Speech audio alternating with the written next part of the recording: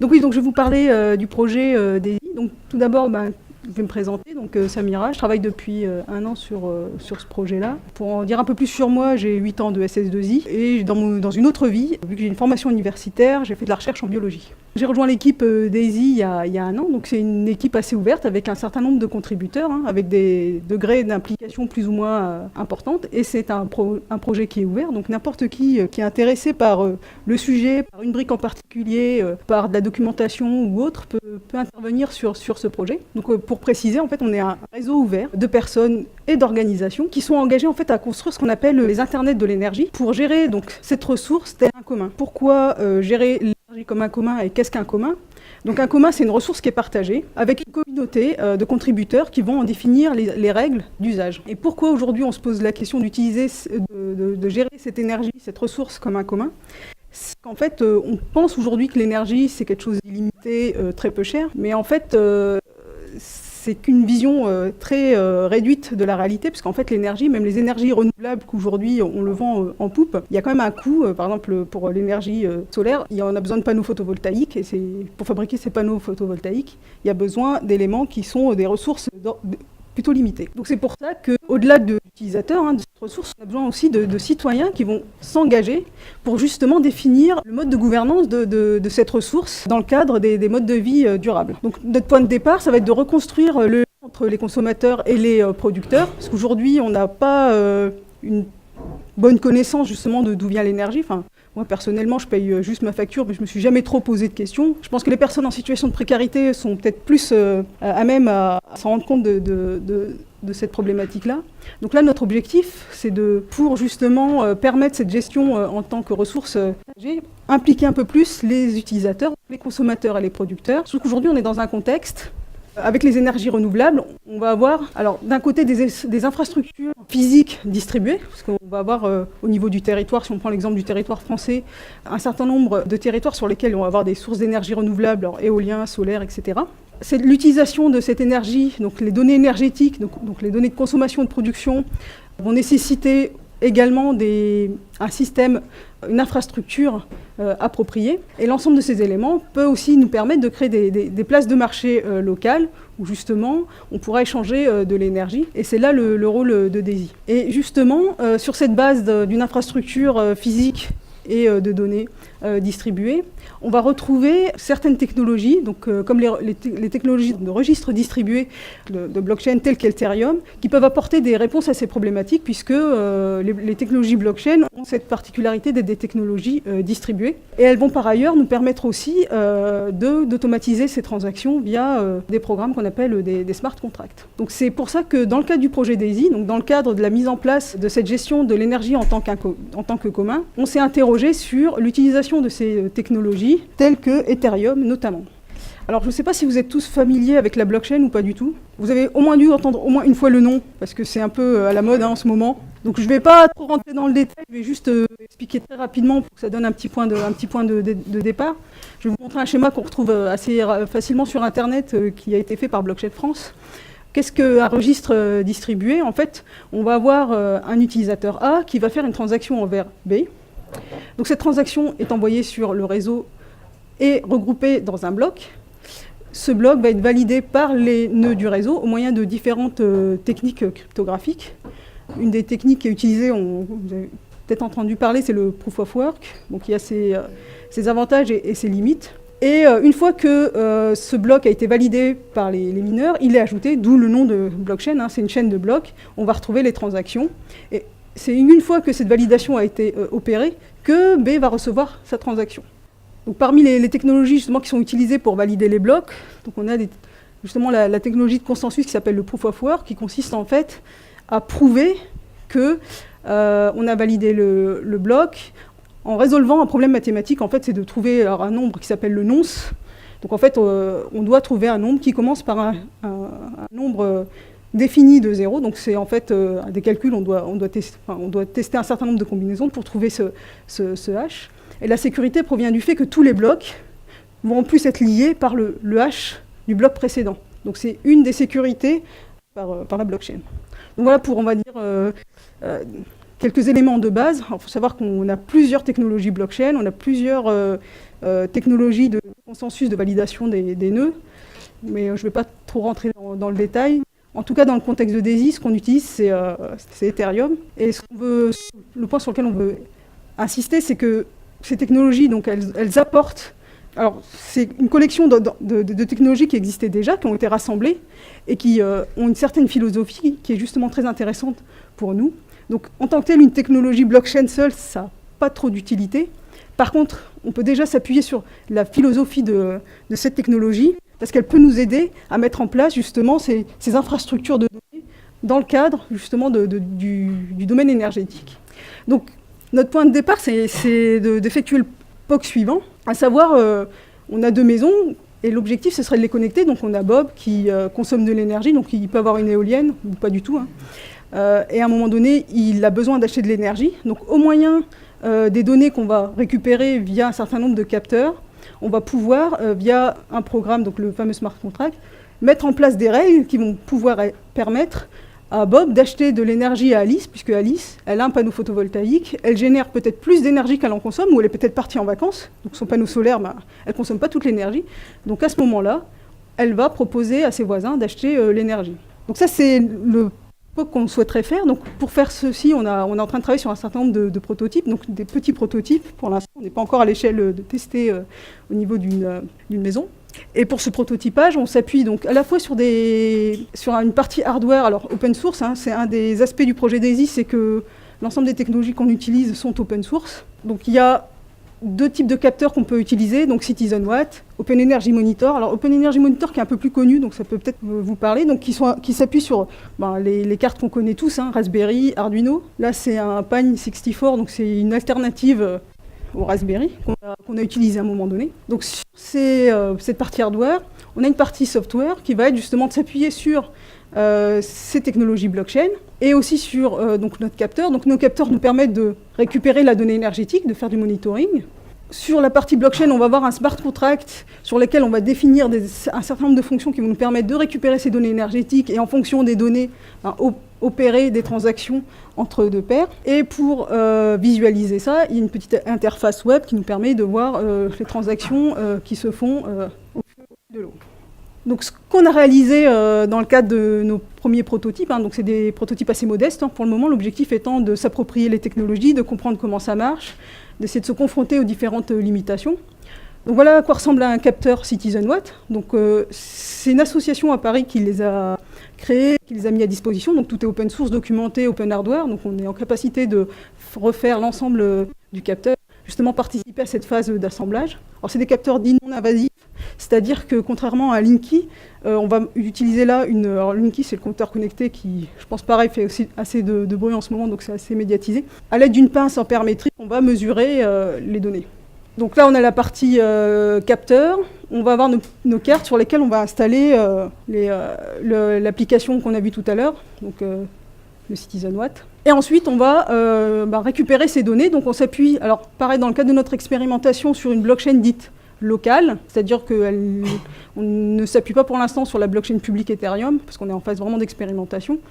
Donc là, c'est juste pour illustrer, on a la vision sur un des clients existants pour Ethereum qui s'appelle Get, donc un client qui est codé en Go. Donc là, on a connecté un certain nombre de nœuds entre eux, donc on était entre 3 et 5 nœuds. On a notre fameux smart contract, donc là c'est un extrait que vous pouvez voir. Donc c'est un langage qui est spécifique à Ethereum, qui s'appelle le Solidity, mais si vous regardez un petit peu, vous voyez que ça ressemble à du JavaScript, donc c'est dérivé. C'est un des langages qui peut être utilisé, c'est celui qui est préconisé aujourd'hui. Et ensuite on a, donc là on a notre petit prototype V01 avec nos différentes cartes qui sont reliées entre elles, via la blockchain. Donc là on a plusieurs consoles Get qui tournent en même temps, et puis on a notre petite appli pour visualiser les échanges. Donc d'un côté, on a nos données qui sont récupérées par nos capteurs. De l'autre côté, on a notre blockchain avec la possibilité de tracer nos données et de traiter des transactions. On a donc, pour lier les deux, aussi un petit script qui nous permet de lire les données du capteur via l'API de Citizen Watt et de la pousser sur la blockchain et de déclencher, selon des règles qu'on a définies, l'appel à la transaction. Donc dans le cadre de notre premier prototype, comme c'était vraiment une version, on va dire, minimale, on travaille pour le moment sur des données simulées. Donc pour résumer un peu l'architecture, on a donc une carte qui va récupérer les données du capteur, donc qui sont émises par radiofréquence, Sur cette carte, on va trouver une application donc, pour visualiser les données et pour exposer les données. On va avoir un nœud complet blockchain. Donc nœud complet, c'est-à-dire que sur ce Raspberry, on va avoir une copie intégrale de la blockchain, d'où l'aspect de base de registre distribué, c'est-à-dire que dans chacun des nœuds, on va avoir l'ensemble du registre, c'est-à-dire de la première transaction jusqu'à la plus récente. Et l'un des intérêts justement de la blockchain, c'est d'avoir des données qui sont donc auditables par n'importe qui, dans les limites des connaissances techniques, et tout l'historique. Donc il est difficile de fausser, de falsifier les données. C'est donc un des intérêts des blockchains, en l'occurrence les blockchains publiques. Et à partir de ces deux éléments-là, on a l'application DAISY. Donc ça, c'est un nœud, et ces nœuds discutent entre eux via la blockchain Ethereum. Donc chaque Raspberry est un nœud complet de la blockchain, donc c'est-à-dire que sur chacun des nœuds, on a l'ensemble de la blockchain et on a les smart contracts, donc les fameux programmes dont on parlait tout à l'heure qui tournent. Donc à ce moment-là, je dois faire une démo et j'espère qu'elle va marcher. Donc là, en fait, j'ai deux nœuds dans cette pièce. Il y a mon PC qui est un premier nœud de la blockchain, un petit Raspberry là-bas au fond, là, qui tournait un deuxième nœud. Donc c'est pas, alors, on est loin d'une blockchain. La blockchain, c'est d'avoir une multitude de nœuds, parce que plus on a de nœuds, plus la donnée sera donc distribuée, et on augmente la sécurité à ce niveau-là. Donc il y a aussi une certaine résilience aussi liée à cette technologie, d'où son intérêt dans les infrastructures critiques. Donc là, je suis justement sur mon Raspberry.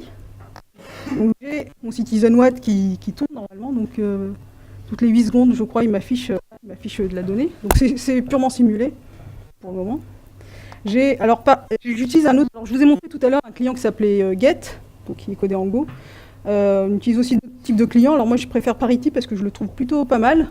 Et en plus, il a une interface graphique qui permet de faire des tests assez rapides. Donc là, donc ça, c'est l'adresse de mon smart contract. Donc mon smart contract a été publié sur la blockchain. Il est accessible donc à n'importe qui. Et il a une adresse définie. Et donc en appelant cette adresse et les fonctions dont on a besoin, on peut exécuter donc sur la blockchain un certain nombre de fonctions. Et j'ai mon application DAISY qui tourne. La voilà. Et alors là, mon nœud, donc là c'est mon nœud de mon Raspberry.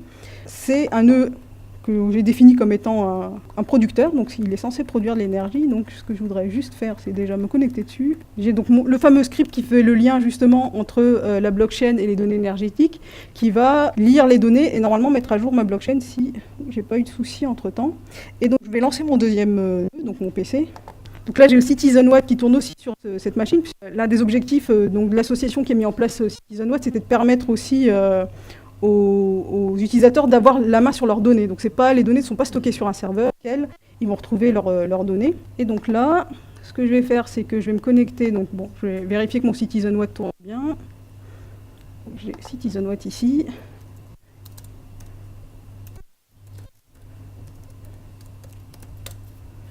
Voilà, donc là l'application, donc c'est en train de lire des données. Donc là mon poste est considéré comme étant un consommateur, enfin il va acheter de l'énergie, enfin en tout cas il en consomme, à un moment donné il aura besoin d'énergie. Je peux lancer ma DApp normalement si j'ai pas de soucis. C'est ici. Voilà, donc là comme vous pouvez le voir, il y a des transactions qui sont en train de passer. Donc là, mon producteur est en train de produire de l'énergie. Donc sur la blockchain, je suis en train de stocker la donnée énergétique qu'on voit ici, donc qui est mise à jour. J'ai une monnaie qui est utilisée sur cette blockchain locale qu'on appelait DAISY Coin. Donc on a la balance là. Et donc au fur et à mesure qu'on consomme, qu'on produit, on a la mise à jour. Et de l'autre côté, même chose. J'ai mon nœud donc, qui est consommateur avec sa propre balance ici. Et donc les transactions qui ne sont pas encore lancées, que je vais lancer dans 30 secondes.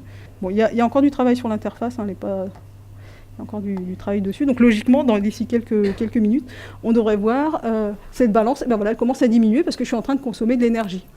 Et à un moment, au niveau d'un certain seuil, donc là on a défini à 1000, on va laisser tourner, ça va mettre à jour et déclencher une transaction. Alors je vais peut-être l'aider si je vois qu'il n'est pas si... ouais. Mais maintenant, il faudrait que ça passe en dessous de 1000 pour qu'on voit justement une transaction qui est automatiquement déclenchée par le système.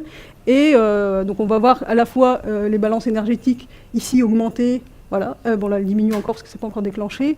Et on va aussi voir les dépenses de crypto-monnaies. Voilà, et donc là on a acheté de l'énergie. Donc maintenant on voit plus ce que j'ai affiché, c'est un peu dommage. Voilà, donc je suis repassé au-dessus des 1000. Et de l'autre côté, j'ai gagné un petit peu d'argent parce que j'ai vendu de l'énergie. Bon. Donc voilà, donc bon, ça reste encore très modeste, hein, c'est vraiment très très modeste comme application. Donc l'objectif est vraiment de s'approprier cette technologie, d'essayer de la comprendre. Donc voilà, donc ce que je vous ai montré, c'est une version du prototype, donc sur laquelle on est en train de faire une deuxième itération, parce qu'on a rencontré un certain nombre de problèmes. On essaie de simplifier le prototype parce que jusqu'à présent, on utilise des cartes dont je vous ai parlé tout à l'heure, les Pine64, qui sont un peu plus performantes. Elles ne sont pas matures en termes de logiciel dessus, parce qu'on avait des soucis, et donc on a dû ajouter des compléments. Donc là, on a pu lever ces problèmes et utiliser des Raspberry. Je vous ai montré donc, le fameux client Parity, hein, qui est un client qui est censé être plus léger. Donc en tout cas, il est vendu comme tel par la boîte qui le développe. Et on utilise aussi le Proof of Authority. Donc, quand je vous ai présenté tout à l'heure la blockchain, je vous ai parlé de Proof of Work. Donc en fait, c'est d'avoir une puissance de calcul pour résoudre des problèmes mathématiques.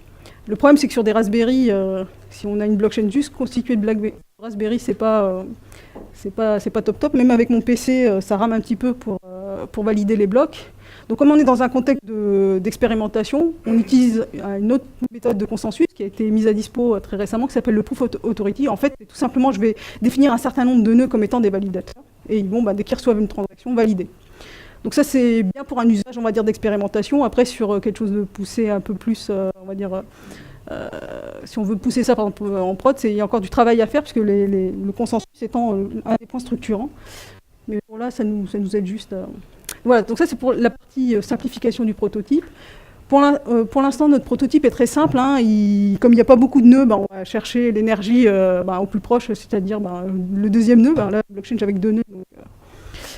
Donc là, il faut plutôt qu'on retravaille les nouvelles règles pour voir ce qu'on peut mettre en place comme méthode. Et justement, c'est d'où justement ce dont je parlais tout à l'heure, de gérer l'énergie tel qu'un commun. Donc il faut qu'on définisse les règles de comment je vais vendre l'énergie. Il y a plusieurs façons de le faire. On peut soit effectivement vendre directement à quelqu'un d'autre, ou on peut l'injecter sur le réseau. Il y a une espèce d'équilibrage qui est fait. Et grâce aux données de consommation de production, il y a moyen de rétribuer les personnes. Donc il y a ce travail à faire. Donc il y a le fameux équilibrage du smart grid. Là, sur la dernière version, donc, on travaille effectivement sur un token dédié. C'est-à-dire qu'au lieu d'utiliser la crypto-monnaie, donc la blockchain Ethereum a sa propre crypto-monnaie qui s'appelle l'Ether, comme le Bitcoin a sa crypto-monnaie qui s'appelle Bitcoin. Donc là, on va aussi tester la mise en place d'un token dédié, parce que là aussi, ça nous permet de décorréler, par exemple, de la crypto-monnaie Ethereum, mais ça va aussi rapporter d'autres questions sur comment on valorise ce token, comment on le gère. On a tout un travail sur le modèle de données. Comme vous avez vu, pour l'instant, on travaille sur des sources simulées, mais ce serait bien qu'on ait des vraies sources d'énergie aussi, pour être confronté sur ces problématiques de mise à dispo de l'énergie, de stockage de l'énergie.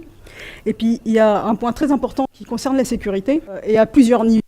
Pour l'instant, comme vous avez pu voir, je n'ai pas de capteur et j'ai pu mettre à jour ma blockchain. Donc, il y a un moment donné, c'est-à-dire que n'importe qui peut mettre à jour la blockchain. Donc, il faut qu'on puisse certifier que la donnée qui est sur la blockchain est bien issue des capteurs.